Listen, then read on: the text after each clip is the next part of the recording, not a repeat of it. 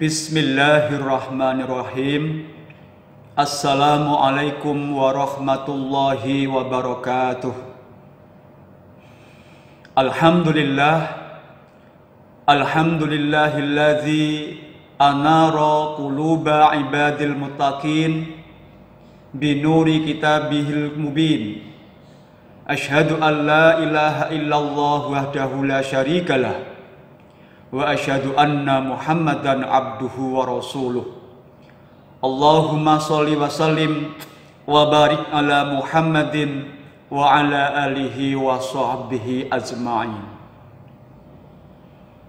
Bapak-bapak, ibu-ibu, anak-anak semuanya, siswa dan siswi Madrasah Sanawiyah Negeri 2 Surakarta yang insya Allah kita semuanya dirahmati oleh Allah Subhanahu wa Ta'ala.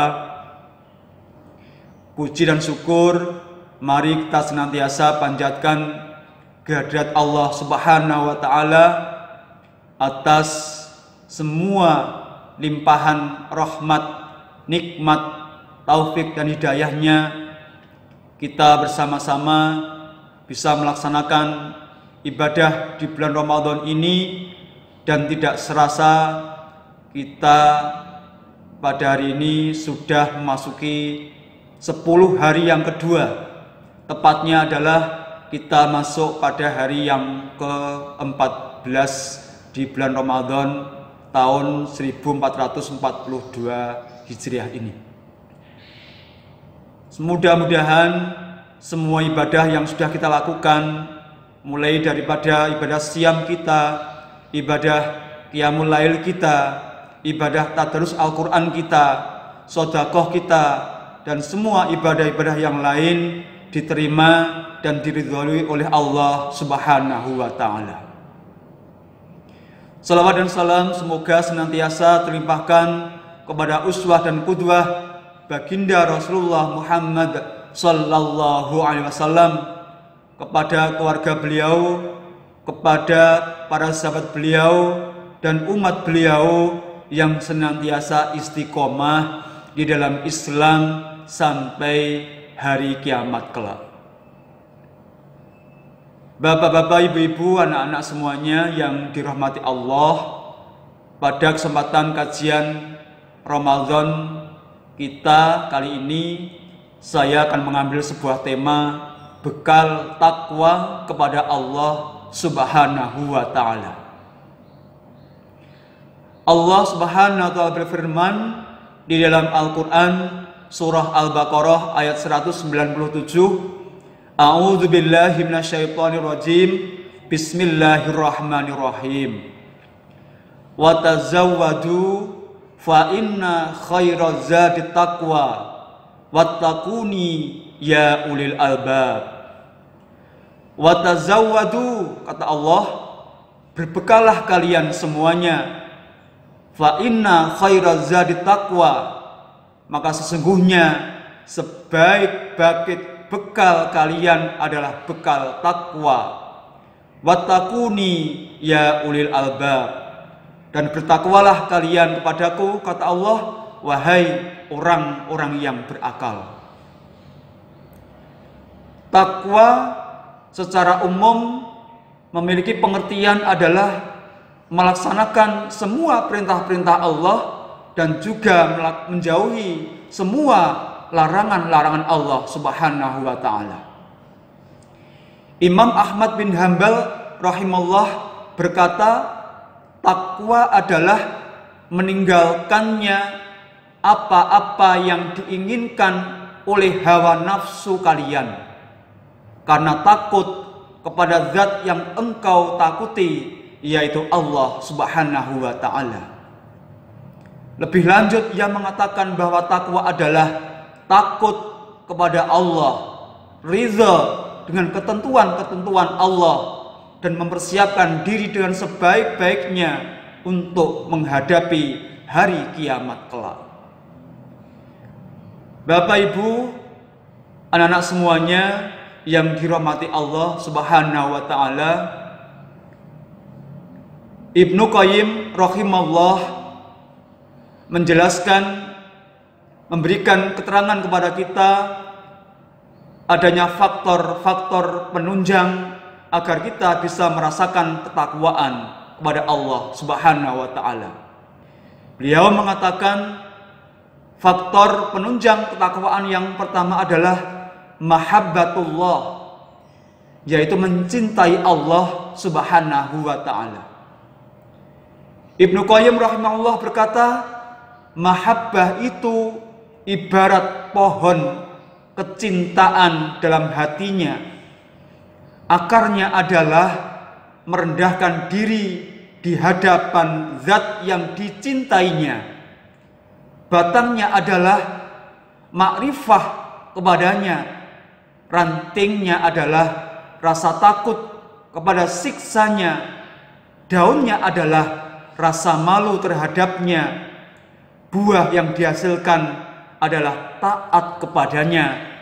Bahan menyiramnya adalah zikir kepadanya kapan saja, di mana saja. Dan jika amalan-amalan ini berkurang, maka berkurang pula lah mahabbahnya kepada Allah Subhanahu wa ta'ala.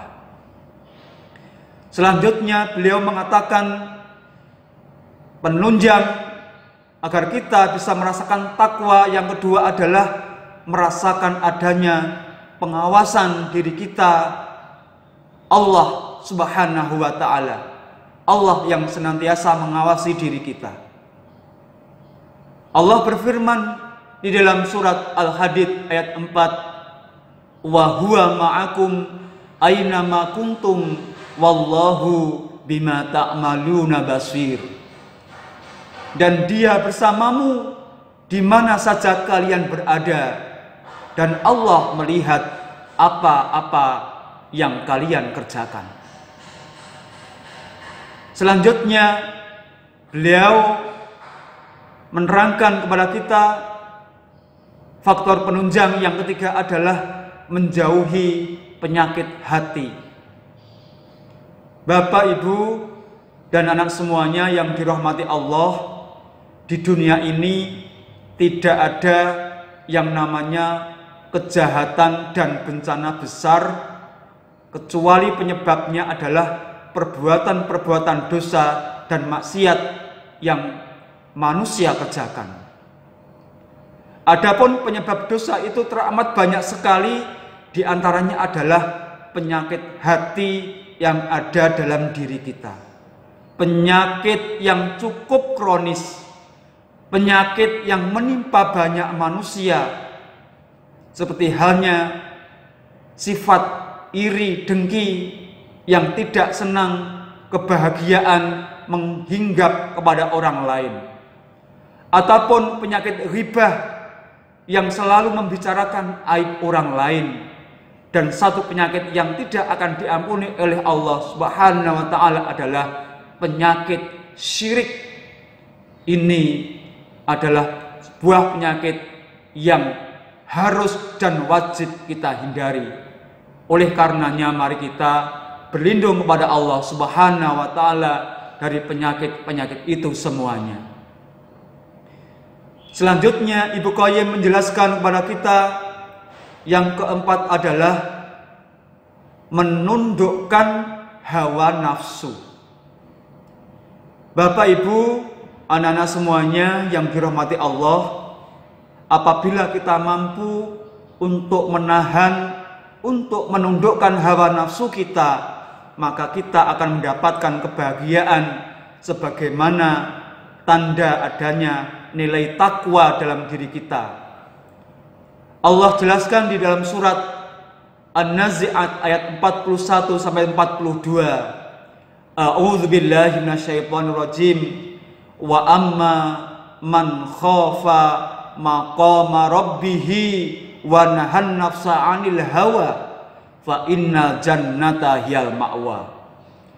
Dan adapun orang-orang yang takut kepada kebesaran Rabb-Nya dan menahan diri dari keinginan hawa nafsunya, maka sesungguhnya jannahlah, surgalah tempat tinggalnya yang abadi.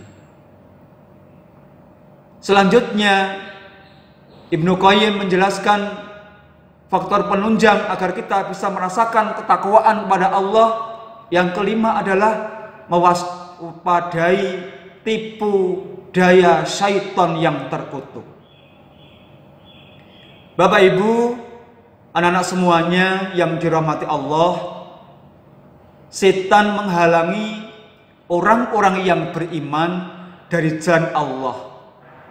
Setan senantiasa akan menjerumuskan kita dari jalan yang benar, dari jalan yang diridhoi oleh Allah Subhanahu wa ta'ala. Ibnu Qayyim al-Jauziyah menjelaskan cara setan untuk menghalangi manusia. Di antaranya adalah yang pertama adalah kufur. Jikalau seseorang selamat dari kekufuran, maka setan menggunakan caranya yang kedua adalah dengan melaksanakan amalan-amalan bid'ah. Jika selamat pula, maka setan menggunakan caranya yang ketiga, yaitu dengan dosa-dosa besar. Jika masih dan tidak berhasil dengan cara ini, setan menggoda dengan perbuatan mubah sehingga manusia menyibukkan dirinya dalam perkara ini. Dan jika tidak mampu pula, maka setan akan menyerahkan bala bantuannya, bala tentaranya untuk menimbulkan berbagai macam gangguan dan cobaan yang silih berganti untuk menggoda kita. Mudah-mudahan kita senantiasa mampu dan dapat menghiasi diri kita, dan Allah Subhanahu wa ta'ala senantiasa memudahkan kita, memberikan kekuatan kita untuk kita senantiasa membekali diri kita dalam kehidupan kita dengan takwa kepada Allah Subhanahu wa ta'ala, sehingga takwa menjadi bagian yang tak terpisahkan dari kehidupan kita sampai kelak datangnya hari kiamat nanti. Sedikit kajian Ramadan yang kami sampaikan pada kesempatan ini, semoga bermanfaat untuk kita semuanya, dan mohon maaf atas segala khilaf dan kekurangan. Saya akhiri, subhanakallahumma wa bihamdika asyhadu alla ilaha illa anta astaghfiruka wa atubu ilaik. Assalamualaikum warahmatullahi wabarakatuh.